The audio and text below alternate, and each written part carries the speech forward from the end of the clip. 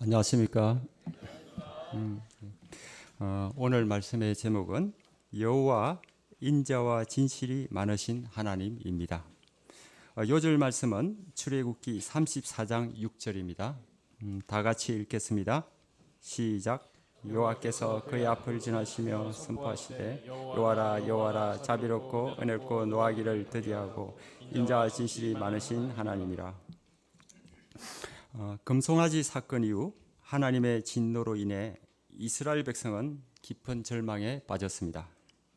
내가 너희와 함께 가지 아니하리라는 하나님의 말씀은 하나님이 함께 하시지 않는 약속의 땅이 얼마나 공허하고 무의미한지를 이스라엘로 하여금 빼저리게 깨닫게 하셨습니다. 그러나 그 절망 속에서도 하나님은 다시금 제3과 언약 회복의 길을 열어주십니다. 모세는 하나님과 친밀히 교제하며 백성들을 위해 간절히 중보하였고, 하나님은 슬퍼하며 회개한 백성들의 마음을 받으시고 자비롭고 인자와 진실이 많으신 여호와가 되셔서 이스라엘과 다시 언약을 맺어 주십니다. 오늘 말씀을 통해 하나님의 진노를 누그러뜨린 모세의 중보기들을 배우며 회개를 통해 언약을 회복시켜 주시는 인자와 진실이 많으신 하나님을 깊이 만나는 은혜가 있기를 기도합니다. 제1장 여호와께서 친히 가리라 하시다. 이스라엘 백성의 우상숭배 사건 후 함께 하지 않으시겠다는 하나님의 말씀을 듣고 백성들은 슬퍼하며 한 사람도 자기 몸을 단장하지 않았습니다.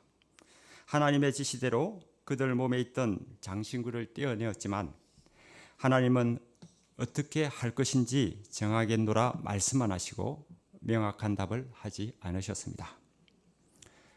이런 상황에서 그들의 지도자 모세는 무엇을 하였습니까? 7절 전반절을 보십시오.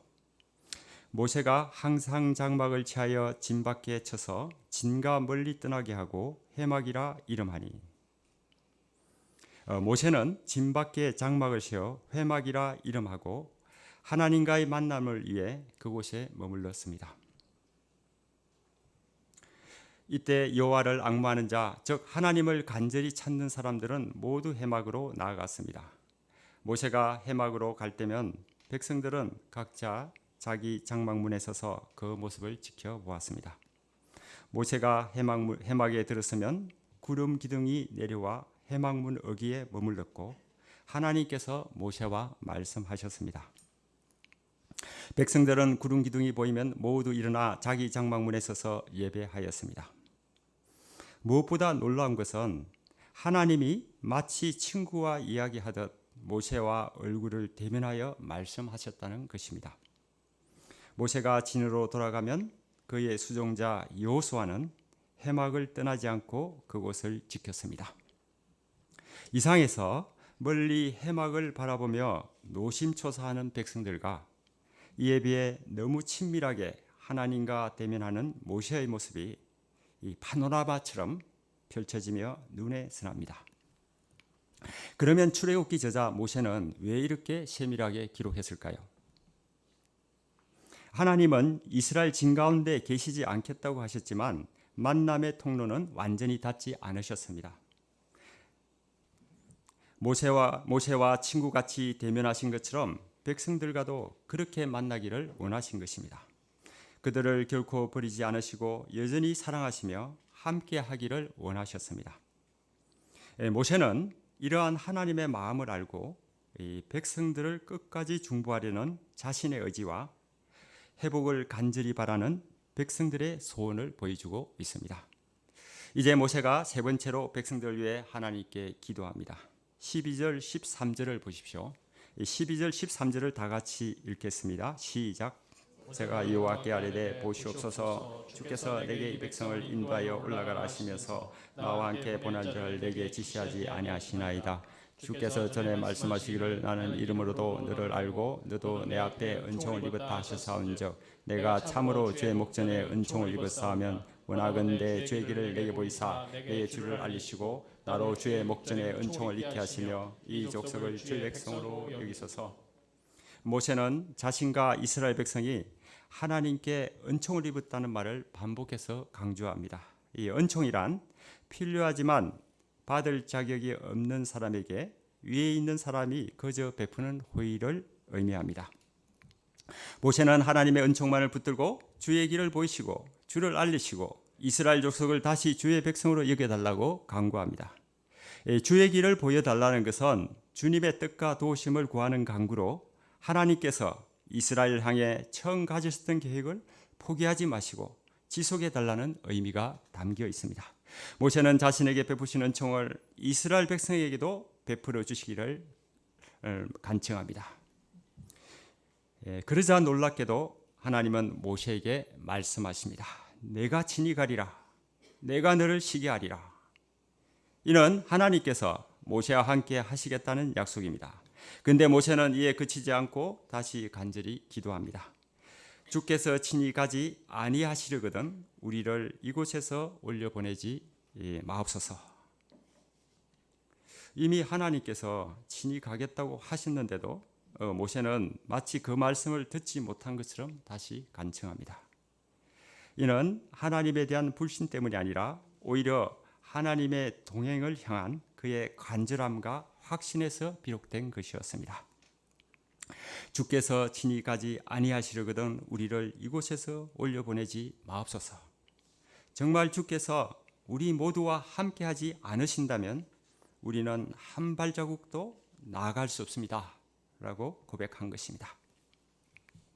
그렇다면 모세는 왜 이토록 하나님이 이스라엘과 함께 하시기를 간절히 구했을까요? 그 이유는 33장 16절 후반절에서 찾을 수 있습니다. 주께서 우리와 함께 행하심으로 주의 백성을 천하 만민 중에 구별하심이 아니니까. 이스라엘이 모든 민족과 구별되는 이유는 그들이 특별히 뛰어난 민족이어서가 아니라 오직 하나님께서 그들과 함께 하신다는 사실 때문이었습니다. 하나님이 함께 하신다는 사실이 곧 그들의 정체성이며 존재 이유이자 사명의 근거였습니다. 현실적으로도 하나님이 동행하지 않으신다면 그들은 약속의 땅에 안전하게 들어갈 수 없으며 또 설령 들어간다 해도 거룩한 백성으로 살아가는데 실패할 수밖에 없다는 것을 모세는 잘 알고 있었습니다. 그래서 그는 이스라엘의 미래가 하나님의 동행 여부에 달려있다는 것을 알고 전심으로 하나님께 매달려 간구한 것입니다. 우리의 신앙생활도 마찬가지입니다. 하나님이 우리와 함께 하시는가, 함께 하지 않으시는가가 가장 중요한 관건입니다. 그러나 우리는 이것을 깨닫지 못한 채 눈에 보이는 성공과 성취에만 마음을 빼앗기기 쉽습니다. 하나님이 함께하지 않으시는 성공은 결코 진정한 성공이 될 수 없습니다. 그런 승리는 참된 영광이 아님을 분명히 알아야 합니다. 17절을 보십시오. 여호와께서 모세에게 이르시되 내가 말하는 이 일도 내가 하리니 너는 내 목전에 은총을 입었고 내가 이름으로도 너를 암이니라. 하나님은 마침내 이스라엘 백성과 함께 하시겠다고 약속하십니다. 하나님께서 모세의 간구를 들어주신 이유는 모세가 하나님께 특별한 은총을 입었고 하나님께서 그를 잘 아셨기 때문입니다. 하나님은 그의 성품과 삶 전체를 알고 계셨습니다. 모세는 하나님의 말씀에 온전히 순종했으며 백성의 구원을 위해 자신의 생명까지 내어놓을 만큼 헌신적인 사람이었습니다. 하나님께서는 이러한 모세의 간절한 중보 기도를 받으시고 이스라엘과 다시 동행하겠다고 응답하신 것입니다. 하지만 모세의 간구는 거기서 끝나지 않았습니다. 18절을 보십시오. 원하건대 주의 영광을 내게 보이소서. 이 모세의 최종적인 간구는 하나님의 영광을 보여달라는 것이었습니다. 지금까지 그는 구름 기둥, 불 기둥, 우레소리 등을 통해 하나님의 임재를 간접적으로 경험해 왔습니다. 그러나 이번에는 그런 매개 없이 하나님의 본체와 신성을 직접 보기를 원한 것입니다. 하나님이 함께 하시겠다고 약속하신 후에도 그 약속이 확실하다는 증거를 원했던 것입니다. 이러한 모세의 간구에 대해 하나님은 어떻게 응답하셨습니까? 19절을 보십시오. 19절을 다 같이 읽겠습니다. 시작. 내가 내 모든 선한 것을 내 앞으로 지나가게 하고 여호와의 이름을 내 앞에 선포하리라. 나는 이제 은혜를 베풀고 긍휼히 이을 자에게 긍휼히 베푸니라. 여기서 선한 것은 하나님의 본질적인 성품, 즉 선하심과 인자하심, 신실하심과 거룩하심을 말합니다. 모세는 하나님의 본체를 보여달라고 했지만 하나님은 자신의 속성을 통해 모세에게 자신을 보여주고자 하셨습니다. 그 하나님은 은혜 베풀 자에게 은혜를 베풀고 긍휼히 여길 자에게 긍휼을 베푸는 하나님이십니다. 그 놀라운 은혜와 긍휼을 접한 자들은 하나님의 영광, 실체를 깨달을 수 있습니다. 하나님은 모세를 반석 틈에 숨기시고 자신의 손으로 모세를 덮으신 뒤 하나님의 영광이 지나간 후에야 손을 거두시고 등을 보이셨습니다. 이는 하나님의 얼굴을 본 사람은 죽을 수밖에 없기 때문입니다. 그처럼 의미하신 하나님이 한 사람 모세를 위하여 얼굴 대신에 등을 보이서라도 모세의 간구를 듣고자 하신 것이었습니다. 이 장면은 하나님께서 모세를 얼마나 깊이 사랑하시는지, 그리고 자기 백성을 결코 포기하지 않으시는 자비롭고 인격적인 하나님이심을 결정적으로 드러내는 장면입니다. 결국 하나님은 모세에게 등을 보여주면서 이스라엘과 함께 하시겠다는 약속을 확정하셨습니다. 우리는 여기서 백성들을 위한 모세의 간절한 중보기도를 하나님께서 기쁘게 받으셨음을 확인할 수 있습니다.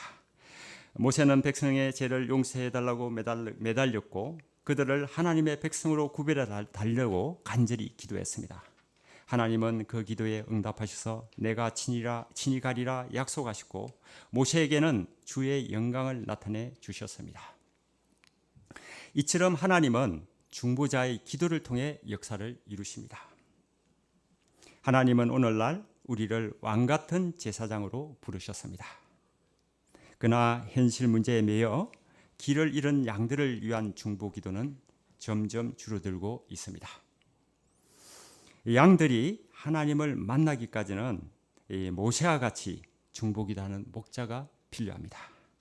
우리가 이 시대에 모세와 같은 중보기도하는 종들이 되기를 간절히 기도합니다. 백성들의 죄를 안고 간절하게 매달린 모세가 됩시다. 그러면 하나님이 양들을 살리실 것을 믿습니다. 아멘. 제2장 다시 언약을 세우시다. 이제 하나님은 새롭게 언약을 맺고자 하십니다. 34장 1절을 보십시오. 다 같이 34장 1절을 읽겠습니다. 시작. 여호와께서 모세에게 이르시되 너는 불판들을 처음 것과 같이 다듬어 만들라. 내가 깨뜨린 처음 판에 있던 말을 내가 그 판에 쓰리니. 하나님은 모세에게 깨뜨린 처음 돌판 대신 새 돌판들을 준비하게 하십니다. 처음 돌판은 하나님이 직접 만드셨는데 새 판은 모세가 다듬어 만들도록 하십니다. 모세는 아침 일찍 일어나 돌판을 손에 들고 하나님의 명령대로 산에 올랐습니다. 이때 아무도 함께 오르지 말며 온 산에 아무도 나타나지 못하게 하고 양과 소도 산 앞에서 먹지 못하게 하십니다. 이는 금송아지 사건 후 하나님과 이스라엘 백성 간의 관계가 언약을 맺기 이전으로 돌아갔음을 알 수 있습니다. 5절을 보십시오. 모세가 산에 올랐을 때 여호와께서 구름 가운데 강림하셔 시내 산 바위에 있는 모세와 함께 서시고 그의 앞으로 지나가시며 이름을 선포하십니다. 이 선포는 하나님이 하나님 자신의 입으로 직접 말씀하신 계시였습니다. 6절, 7절을 보십시오. 오늘의 요절 말씀입니다. 다 같이 읽겠습니다. 시작. 여호와께서 그의 앞으로 지나시며 선포하시되 여호와라 여호와라 자비롭고 은혜롭고 노하기를 더디하고 인자와 진실이 많은 하나님이라. 인자를 천대까지 베풀며 악과 가실과 죄를 용서하리라. 그나 벌을 면제하지는 아니하고 아버지의 악행을 자손 3, 4대까지 보응하리라. 하나님은 모세 앞을 지나시며 자신의 이름 여호와를 2번 반복하여 선포하십니다. 이는 단순한 호칭 이상의 깊은 의미를 담고 있습니다. 출애굽과 홍해 사건을 통하여 그리고 광야에서도 먹을 것을 공급하실 때도 자신을 여호와 하나님으로 알기를 원하셨습니다. 그러면 여호와는 어떤 분이십니까? 다시 6절 7절을 보십시오. 자비롭고 은혜롭고 노하기를 더디하는 하나님이십니다. 이스라엘 백성에게 나타난 하나님의 자비와 은혜는 진노를 즉시 내리지 않으시고 오래 참으심으로 드러났습니다. 너무나 오래 참으시기 때문에 사람들이 오히려 하나님의 심판이 없다고 오해할 정도였습니다. 하지만 하나님은 그런 죄인들이 회개하고 돌아오기를 기다리셨고 결국 그리스도를 화목제물로 보내심으로 용서의 길을 열어주셨습니다. 베드로후서 3장 9절은 다음과 같이 말씀합니다. 주의 약속은 어떤 이들이 더디다고 생각하는 것 같이 더딘 것이 아니라 오직 주께서는 너희를 대하여 오래 참으사 아무도 멸망하지 아니하고 다 회개하기에 이르기를 원하시느니라. 또 여호와 하나님은 인자와 진실이 풍성하셔서 인자를 천대까지 베푸시며 악과 과실과 죄를 용서하십니다. 여기서 악과 과실과 죄는 고의적이든 실수이든 내면적이든 외면적이든 모든 죄의 형태를 포함합니다. 이는 하나님의 인자심이 얼마나 넓고 광범위하게 미치는지를 보여줍니다. 그 어떤 죄도 하나님의 용서의 범위를 벗어날 수 없습니다. 그러나 하나님은 진실하고 공의로우셔서 회개하지 않는 죄에 대해서는 결코 처벌 없이 지나가지 않으시고 악을 3, 4대까지 반드시 보응하십니다. 이와 같은 하나님의 성품을 온전히 계시하신 분이 바로 예수 그리스도이십니다. 요한복음 1장 14절은 다음과 같이 말씀합니다. 말씀이 육신이 되어 우리 가운데 거하심에 우리가 그의 영광을 보니 아버지의 독생자의 영광이요 은혜와 진리가 충만하더라. 하나님의 독생자 예수님이 육신으로 이 땅에 오심으로 하나님의 인자하심과 진실하심이 은혜와 진리로 충만하게 드러났습니다. 예수님은 진멸되어야 하는 죄신들 대신 하나님의 형벌을 받으시고 하나님을 반역한 모든 죄를 용서받게 하셨습니다. 예수님이 십자가에서 죄인들을 용서해달라고 하신 근거는 우리의 회개 때문이 아닙니다. 우리가 회개할 수 있는 근거도 오직 예수님이 은혜와 진리가 충만하시기 때문입니다. 이 예수님이 우리가 하나님 나라 잔치에 참여할 때까지 깨어지지 않는 새 언약을 맺어 주셨습니다. 제약되고 연약한 우리가 이 땅에서 하나님의 자녀로 살아갈 수 있는 유일한 근거는 은혜와 진리가 충만하신 예수 그리스도 때문입니다. 이 예수님께 감사와 찬양을 드립니다. 아멘. 8절 9절을 보십시오. 모세가 급히 땅에 엎드려 경배하여 이르되 주여 내가 주께 은총을 입었거든 원하건대 주는 우리와 동행하옵소서. 이는 목이 뻣뻣한 백성이니이다. 우리의 악과 죄를 사하시고 우리를 주의 기업으로 삼으소서. 하나님께서 자신의 이름을 선포하시자 모세는 급히 땅에 엎드렸습니다. 모세는 우리와 동행하옵소서라고 간구하는데 여기서 우리와는 우리 가운데라는 의미입니다. 앞서 하나님께서는 이스라엘 백성이 목이 고다 그들을 진멸할까 염려되어 함께 올라가지 않겠다고 말씀하셨습니다. 이제 모세는 오히려 이스라엘이 목이 뻣뻣한 백성임을 고백하며 그들의 악과 죄를 사하시고 다시 하나님의 기업으로 삼아달라고 간절히 구합니다. 이전에 모세는 자신의 이름을 하나님의 책에서 지우는 한이 있더라도 백성의 죄를 용서해달라고 부탁했지만 이 모세의 이름으로는 그들을 구원할 수 없었습니다. 그렇다면 이스라엘 백성이 속죄받을 수 있는 근거는 무엇입니까? 하나님께서 다시 그들 가운데 동행하실 수 있는 근거는 무엇입니까? 이스라엘 백성이 하나님의 기업, 곧 하나님의 백성이 될 수 있는 근거는 무엇입니까? 그 근거는 오직 여호와의 이름에 있습니다. 이스라엘 백성은 금송아지를 숭배함으로써 하나님과의 언약을 깨뜨렸습니다. 그러나 사실 이것은 그들의 연약함을 볼 때 필연적인 일이었습니다.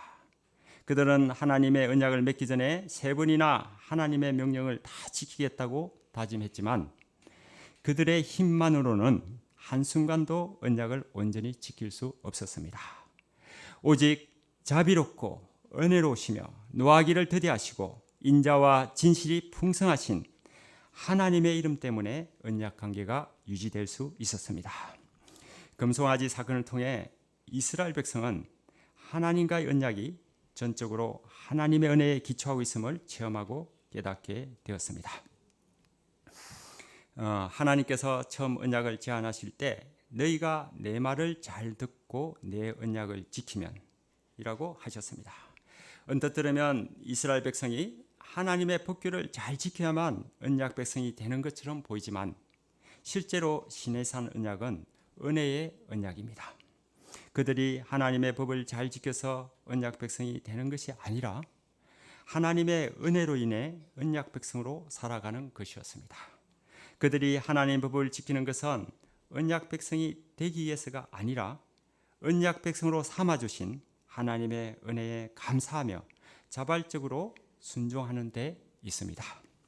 10절을 보십시오. 10절을 다 같이 읽겠습니다. 시작. 여호와께서 이르시되 보라 내가 언약을 세우나니 내가 온다 아무 궁에도 행하지 않은 이적을 너희 전체 백성 앞에 할 것이니라. 내가 너희 분나 백성이 다 이걸 행하심을 보리니 내가 너를 위하여 이끌 것입니다. 하나님은 이스라엘 백성과 언약을 다시 세우십니다. 그러나 이것은 이전의 첫 언약과 전혀 다른 새로운 언약이 아니었습니다. 이번 언약의 특별함은 이 금송아지 사건 이후에도 하나님께서 그들을 포기하지 않으시고 다시 언약을 세우신다는 데 있습니다. 이제 하나님은 온 땅의 어떤 민족에게도 행하지 않으셨던 놀라운 이적을 이스라엘 가운데서 행하실 것이라고 하십니다.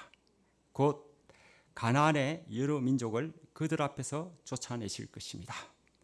11절 전반절을 보십시오. 너는 내가 오늘 내게 명령하는 것을 삼가 지키라. 이제 하나님께서는 이스라엘 백성이 가나안 땅에 들어가 정착한 이후 반드시 지켜야 할 명령들을 주십니다. 첫째, 가나안 땅에 살고 있는 여러 민족과 언약을 맺지 말아야 합니다. 이는 이방 민족과 언약을 맺으면 그들의 풍습과 우상 숭배에 빠질 위험이 있기 때문입니다. 그래서 이스라엘 백성들은 그들의 제단을 헐고 주상을 깨뜨리며 아세라상을 찍어서 우상을 철저히 없애야 합니다. 오직 하나님만을 섬기고 다른 신들에게 절하지 말아야 합니다. 둘째, 이방 민족과 결혼하지 말아야 합니다. 만약 그들의 딸을 아내로 삼으면 그 아내가 남편을 자기 신에게 절하게 만들 수 있기 때문입니다. 셋째, 하나님께 드리는 예배와 절기를 중요하게 지켜야 합니다. 매년 무교절을 지키고 그 기간 동안 누룩 없는 떡을 먹으며 출애굽을 기억해야 합니다. 첫 태어난 아들과 가축에 처음 난 것은 하나님께 드리고 장자는 대속해야 합니다. 또 안식일은 아무리 바쁜 시기라도 반드시 쉬어야 하며 수확의 첫 열매를 하나님께 드리고 매년 세 번씩 모든 남자가 하나님 앞에 나아가 절기를 지켜야 합니다. 이러한 명령들은 하나님께서 처음 언약을 맺으시기 전 언약서를 통해 주셨던 명령들과 매우 유사합니다. 그러나 지금 모세와 이스라엘 백성이 이 명령을 듣는 마음은 이전과 달랐을 것입니다. 처음에는 가나안 땅을 주시겠다는 약속에만 귀를 기울였다면 이제는 가나안 땅 자체보다 하나님과의 언약을 지키는 것이 훨씬 더 중요하다는 사실을 깨달았을 것입니다. 이는 금송아지 사건을 통해 우상을 섬길 때 어떤 일이 벌어지는지 뼈저리게 경험했기 때문입니다. 결국 이 모든 명령은 이스라엘 백성이 가나안 땅에서 오직 하나님만을 섬기고 세상과 구별된 거룩한 삶을 살라는 것입니다. 27절을 보십시오. 27절을 같이 읽겠습니다. 시작. 여호와께서 모세에게 이르시되 너는 이 말들을 기록하라. 내가 이 말들의 뜻대로 너와 이스라엘과 언약을 세웠으니라 하시나. 하나님은 주신 명령들을 모세에게 기록하게 하시고 이스라엘 백성과 다시 언약을 세우셨습니다. 두 번째 언약의 과정도 첫 번째 돌판을 받을 때처럼 40일 40야에 걸쳐 이루어졌습니다. 그 기간 동안 모세는 떡도 먹지 않고 물도 마시지 않았습니다. 하나님께서는 친히 언약의 말씀인 십계명을 두 돌판에 기록하셨습니다. 모세가 증거판을 들고 시내산에서 내려왔을 때 그의 얼굴 피부에는 광채가 났습니다. 이는 처음 돌판을 가지고 내려왔을 때와는 달랐습니다. 모세의 얼굴이 달라진 이유는 그가 하나님과 말씀을 나누었고 하나님의 영광이 그와 함께했기 때문이었습니다. 모세는 40일을 떡도 먹지 않고 물도 마시지 않았지만 오히려 하늘을 나는 듯한 기분이었을 것입니다. 하나님의 크신 자비와 은혜를 경험하고 언약의 말씀을 직접 받았기 때문입니다. 돌판에 새겨진 한 말씀 한 말씀이 하나님의 인자와 진실이 함께함을 깨달았기 때문입니다. 이스라엘 백성의 반응도 이전과는 달랐습니다. 모세가 40일 동안 산에 머물렀음에도 조급해하지 않았고 신상을 만들지도 않았습니다. 더 이상 이 사람 모세라며 그를 함부로 대하지 않았습니다. 오히려 그의 얼굴에 광채가 나는 것을 보고 두려워하며 하나님의 종으로 존중하였습니다. 이 금송아지 사건을 통해 모세도 백성들도 변화된 것입니다. 그러면 이상에서 회복된 언약은 우리에게 어떤 의미가 있습니까? 우리가 회복된 언약을 붙들고 살아야 하는 이유는 무엇입니까? 언약이 우리가 하나님과 올바른 관계를 유지하게 해주는 기준이 되기 때문입니다. 또한 언약은 우리의 구원과 축복의 근거이기도 합니다. 하나님은 언약을 지키는 자에게 보호와 은혜, 구원과 생명을 약속하시고 반대로 언약을 저버린 이들은 멸망과 고통을 경험했습니다. 그러므로 회복된 언약을 붙들고 사는 것이 모세와 이스라엘 백성들이 그렇게 간절히 바랐던 하나님과 함께하는 길입니다. 그러면 구체적으로 언약을 붙들고 사는 삶은 어떤 삶입니까? 첫째, 말씀에 기초한 삶. 하나님은 이 말들을 기록하라고 하시며 말씀을 기준으로 언약을 세우셨습니다. 이는 오늘날 우리도 하나님의 말씀을 삶의 기준으로 삼고 그 말씀에 순종하며 살아야 한다는 뜻입니다. 우리는 말씀을 배우고 기억하며 그 말씀에 따라 행동해야 합니다. 둘째, 하나님만을 섬기는 삶. 이스라엘 백성에게 주어진 가장 중요한 명령은 우상을 버리고 하나님만 섬기는 것이었습니다. 이처럼 우리도 세상의 다른 것들의 마음을 빼앗기지 말고 오직 하나님만 사랑하고 예배하며 살아야 합니다. 셋째, 거룩하고 구별된 삶. 하나님은 이스라엘이 가나안 땅에서 다른 민족과 다르게 거룩한 백성으로 살기를 바라셨습니다. 하나님과의 언약을 지키는 사람은 세상과 다르게 하나님의 뜻을 따라 살아야 합니다. 우리의 말, 행동, 생각이 하나님을 믿는 사람답게 드러나야 합니다. 넷째, 은혜를 기억하는 삶. 이 금송아지 사건에도 불구하고 하나님은 이스라엘과 언약을 다시 맺으셨습니다. 우리의 모습도 하나님이 함께 하실 수 없는 제약된 모습이지만 예수님의 중보로 용서함을 받고 이날까지 하나님이 함께 하시는 복을 누리게 되었습니다.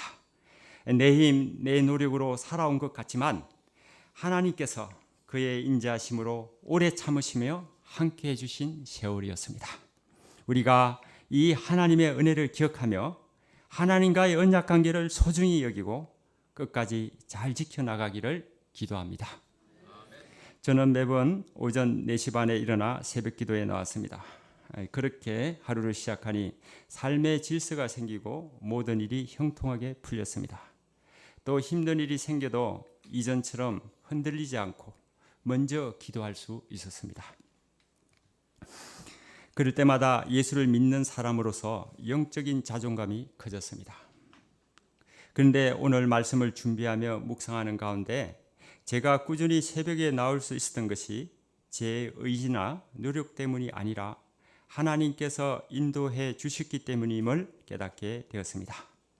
비가 너무 많이 와서 앞이 보이지 않을 때도, 사고로 동부 간선도로가 막혔을 때도 하나님께서 길을 열어 주셨습니다.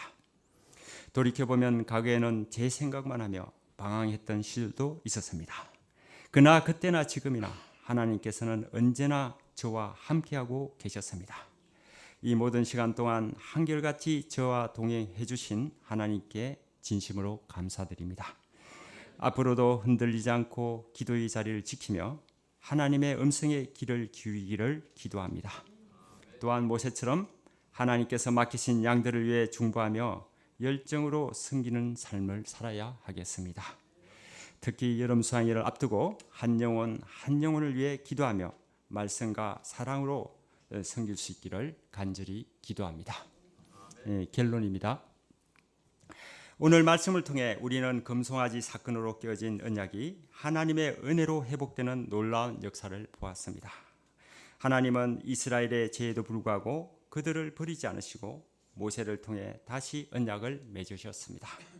이 회복된 언약은 하나님의 인자하심과 진실하심이 얼마나 크신지를 보여줍니다. 우리도 이 은혜를 기억하며 하나님 말씀에 순종하고 우상을 버리며 세상과 구별된 거룩한 삶을 살아야 합니다. 이 하나님과 함께하는 삶이 우리의 정체성이며 존재의 이유입니다. 특별히 우리에게 맡기신 캠퍼스 사명 또한 이 언약의 은혜 위에 세워져야 합니다. 하나님과 친밀한 관계 속에서 말씀을 배우고 전하며 다음 세대를 위해 기도하고 헌신하는 삶이야말로 오늘 우리가 감당해야 할 거룩한 부르심입니다. 이제 곧 여름 수양회가 다가옵니다. 수양회는 회복의 은혜를 체험하고 하나님과의 언약을 다시 새기는 중요한 시간입니다. 우리가 하나님의 인자심과 진실하심을 드리고 양들을 인내로 돌보며 이 하나님과의 관계 회복을 위해 중보 기도하는 한 영혼을 살리는 목자들이 되기를 기도합니다. 기도하시겠습니다. 자비롭고 은혜가 충만하신 아버지 하나님, 범죄한 이스라엘과 다시 언약을 맺으시며 함께 하시는 하나님의 크신 인자심과 진실하심을 찬양합니다. 우리도 하나님이 함께 하시지 않으면 아무 의미 없음을 붙들고 하나님만 섬기고 거룩한 삶을 살게 하여 주시옵소서. 무엇보다도 모세와 같이 양들의 구원을 위해 헌신하는 종들이 되게 도와주시옵소서. 다가오는 여름 수양의 가운데도 한 영혼을 위해 기도하며 사랑으로 섬기게 하시고 이를 통해 놀라운 회복의 역사가 일어나기를 간절히 기도합니다. 감사드리며 예수님의 이름으로 기도합니다. 아멘.